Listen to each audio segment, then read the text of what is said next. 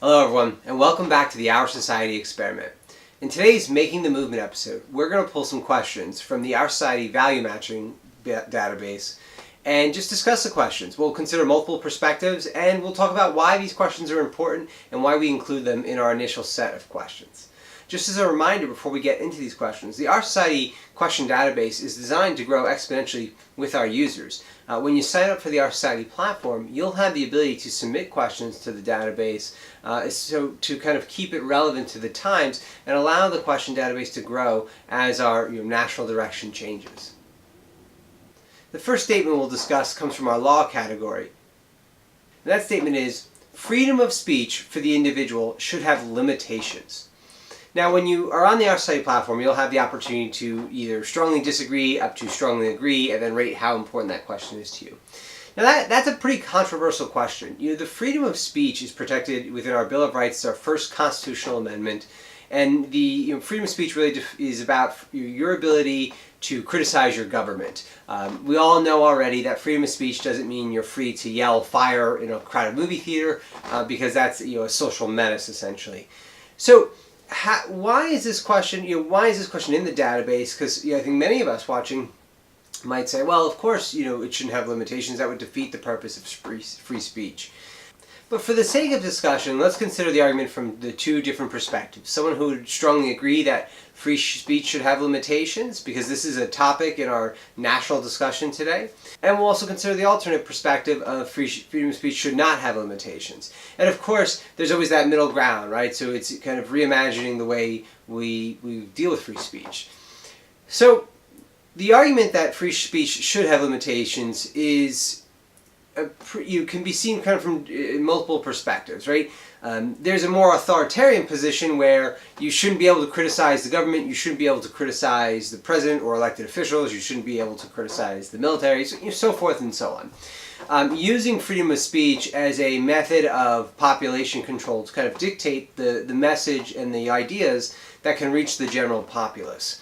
An example of a country that exists today where they would limit free speech in order to criticize government would be, for example, North Korea, where any criticism of the supreme leader can be met with penalties decided by their court system. So if the authoritarian view of limiting free speech is to consolidate power and prevent information from going out, what other potential views might there be? Well, someone might say that media outlets that spread misinformation, essentially, just items and news articles that are factually just not correct, should be limited, right? And that's a very, can be, especially now in a time of crisis, can be a very compelling argument. And it brings up a lot of questions. It brings up a lot of questions of how do you determine what is true and what's not, right? I think there's a lot of perspective on that in terms of if you say something factual, that it has to be factual and provable, versus if you just make up a fact or a claim. Of course, the challenge arises is how you kind of make that definition clear. How fake, how large of an organization do you target? Do you target the small independent news organizations that have very small amount of followers and they're just making things to fit a narrative? Do you target larger companies? How do you determine? It's a very slippery slope when you kind of try to meet in the middle with the free speech argument. Of course, the opposite end would be people who say, absolutely not, free speech should never be restricted. So the speech of everyone, including hate groups and misinformation groups, should be protected. Which I think is a very valid perspective, right? That's kind of what the American dream was built upon, is that people should be able to voice their perspective. A new perspective does create new ideas, right? Limiting information, limiting speech is a way of preventing information from spreading, and the prevention of information spreading slows down the pace of progress, within a country or the globe, etc. Then the challenge arises, then how do you address the situations we have now where our communication platforms have now become direct targets for, allegedly have become direct targets for misinformation campaigns aimed at the U.S. public. It's a very challenging conundrum, and I think you're seeing right now, we're seeing some of our lawmakers kind of discuss at this point in time how they're going to react to this crisis. Does more regulation need to be taken in place? The for-profit companies are doing things to kind of scale back and be preventative, but the question again is that enough, and will that be enough? The big challenge is that many Americans get their news from these social media sources, and I think you see a large challenge with the very young and the older, and really determining what is and is not, a credible story. And I shouldn't even make it a demographic thing. There's a ton of people from every age group that won't read the sources. So of course, both perspectives of the it should be regulated and should not be come with a whole mess of gray areas, right? And then you meet somewhere in the center, which we discussed earlier, which is also a little challenging. So this one-line statement can be fairly complex. Now, your perspective on it may not be, and that's what we want to hear at our societies. We want to hear what your perspective is to kind of give that data to everyone else. But it is an interesting question, and I think it comes. We've never had to kind of consider the question of freedom of speech and these kind of things in a period of time of mass communication and mass information and mass misinformation. I think this question is especially relevant now more than ever. And to be clear, this video is not a statement of what I believe or our site believes. We're preface this. My preface will be on my personal profile, which is private. Of course, all of the answers you might answer are anonymous and private, so no one has the ability to see them. And I think that's really critical for getting accurate information. So again, this is just one question that for some of you out there, this is going to be a no-brainer. Some of you are going to think a little bit more deeply about it. Some of you are going to feel very strongly about it. And this is good. I mean, all we want to know is the direction. We want to kind of get a litmus for where people are. The second statement we'll review is a statement from the tax category. And that statement is, taxation is the price we pay for society. Taxation is always something that I think is always a very fascinating argument. Many of our social services, such as roads, bridges, tunnels, transportation, the financial markets, all of these systems of being, these infrastructure projects, the way we kind of run our economy, none of these could exist in the way they do today without the support of taxation. I mentioned financial markets, even though they're private, right? But we've bailed them out. That's a fact. So our tax dollars have gone out to support these private industries. So taxation, in a sense, is something that has become this boogeyman of modern politics. It's always the concept of taxation is bad, and the two paradigms that exist today really don't provide a lot of alternatives, right? Taxation is the price that we need to pay for society to do things, or taxation is very bad, so forth and so on. And the question we have to, one perspective to consider when you evaluate this question, taxation is the price we pay to live in society, is what kind of society do we want to live in? What is the society that we would desire to build? Do we want a society of independent agents where you have the ability to become accumulate a lot of resources and really concentrate resources, and others do not? Or do we want a more equitable society? These are equitable society not being equity and equality in outcomes, of course, because that's impossible, but rather the equality and opportunity, right? Having a more level surface ground. And so these are the kind of questions, because of course one requires more taxation, right? A more equitable situation requires a higher level of taxation across the board, and less taxation is less taxation across the board. However, typically, historically, tax cuts at the federal level typically tend to concentrate wealth. There's a book called Winner Take All Politics that outlines this in some detail. Since the 70s, the consistent across every administration transfer of wealth has happened. So, again, these questions, taxation. A lot of us believe that you should keep what you earn. A lot of us believe that you couldn't have earned that without the help of society, about the collective, the infrastructure and the means of communicating and interacting with people that are supported by the system of public funding of infrastructure projects. And so again, I'll reemphasize that point. I would challenge you to consider this question from the point of taxation, not so quick to judge and just, taking more of my money is bad, which that may be your perspective, and that's totally fine. But an alternative perspective in a system, remember we're trying to provide alternatives with our society, would be what kind of world do you want to live in? Again, considering that, and if your world is better than the world today, if it has better infrastructure, if it has better transportation, if it has better social programs, it has better healthcare programs, if it has better elderly programs, if it has better military programs, all of these programs that you want. Well, the reality of it is if you desire those things, there really is no choice except to agree to that question and desire even possibly more taxation. Of course, if you desire an independent lifestyle, you want less government regulation, you want less government interference, you want towns or local municipalities to kind of deal with the infrastructure and the education. Those are things that you may say, well, we desire less taxation. So again, a question about the future. Taxation, I think, is so quickly written off as just this negative boogeyman. But I think our generation, as we kind of move forward into our technological ascendancy, we should possibly reevaluate. Because I think one thing that's super important, I just want to mention, is that culture from our media, from our news. And this is something that, when I say our culture, this is something that has impacted all of us. Every single one of you watching this, no matter what age, because this culture of consumerism is what has fueled the U.S. economy, this growth economy. But there's been unexpected consequences of that, right? There's the keeping up with the Joneses. There is the desire that the elevation of material wealth has superseded other possible motivations for existing.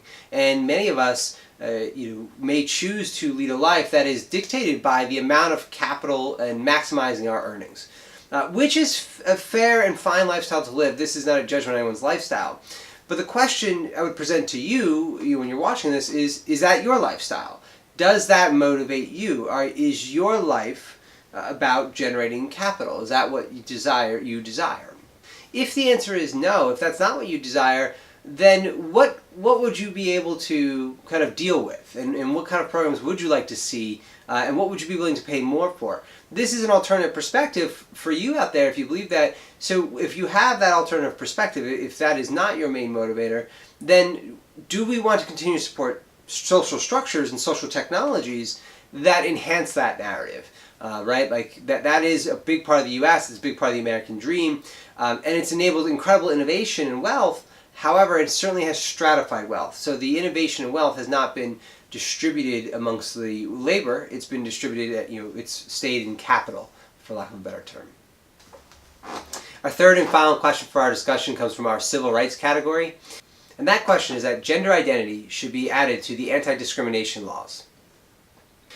Now, this is something, gender identity, it seems traditionally kind of falls under two schools of thought. The schools of thought that are very much for that statement, that you would add them to anti-discriminatory laws, and the schools of thought that are very much against that statement, which is that you would not.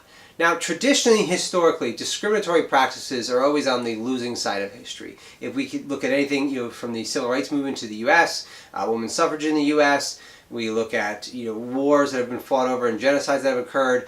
They're always on the wrong side of history. So trying to restrict an individual's freedom based on a biological aspect that has occurred, whether it be race, sexual orientation, or gender orientation. You talk about religion. Religion is a choice, obviously, but discriminating against that choice. So all of these factors come into play. So if history tells anything, it's that the side favoring gender equality will win, right? Just historically. And for those of us who agree with that statement and say that gender identity should be, protected by a protected class by law, that's because typically those individuals will view a human being as a human being, and certain aspects are out of their control, or if they feel a certain way, who are we to restrict their freedom to do that, so long as that freedom does not impose or harm anyone, of course. The opposite side of the spectrum would typically argue, probably from a religious perspective, in that it is unnatural. They would say that it's God or gods, whatever God they believe in, would not support it. It would say that it's immoral, and there would be a bunch of essentially statements that they would argue that would question the character of the individual, essentially tying gender identity to some sort of choice. So that would be the alternate perspective, in a nutshell, or I should say some alternate perspectives of why gender identity should not be a protected class. So again, that really comes down to like a personal ideology. It seems like you have the religious argument that it's against their beliefs, so therefore it should be not, they should be able to discriminate. It's against their religious beliefs, kind of hearkening to freedom of religion as a shield against their practices. And then you have the other side of the coin that is arguing that it's a human thing, it's a human issue, it has nothing to do with religion. It's about humanity and the freedom to explore your own destiny, essentially. So it's really, again, this kind of freedom versus restriction based on just core values and core beliefs. Now, I will say this question seems to be, from our initial research, something that, if you look at the millennial demographic, the internet generation, those have been kind of connected across barriers from their home.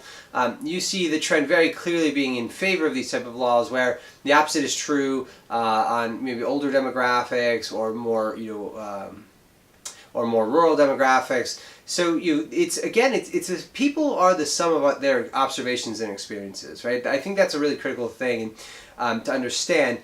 It's important. One thing we have to do that we in our society we believe in is kind of become a more collaborative and cooperative society, right? That's a big part of our core values. And that requires empathy. So that we have like an empathy problem, and that's the challenge. It's a big challenge for the division within the U.S. now. Is in the past we haven't really empathized with the situation of others, and that's not just the U.S. right? That's all of human history. You make wars have always been fought over that. You make the subject an object, it's an other, right, and it has less value. So it's the same concept. If we're going to solve our problems within the U.S., we have to be real and identify that there are people outside of our sphere of existence who have serious problems that we need to help them with. And if that means investing in social programs and their well-being, then that may be a way forward. So being empathetic for those individuals opens up our eyes and our potential for cooperative opportunities. I think if anything is going to solve the division in the U.S., one side is going to have to pass the olive branch, so to speak. And I say side, but sides are irrelevant. That's a manufactured dissent concept. There's no sides in the U.S. We're all citizens here. So the idea is that one section of the population may have to extend an olive branch, and it may have to go out and to be more empathetic, whether that be through legislative and social program aspects or just cooperation.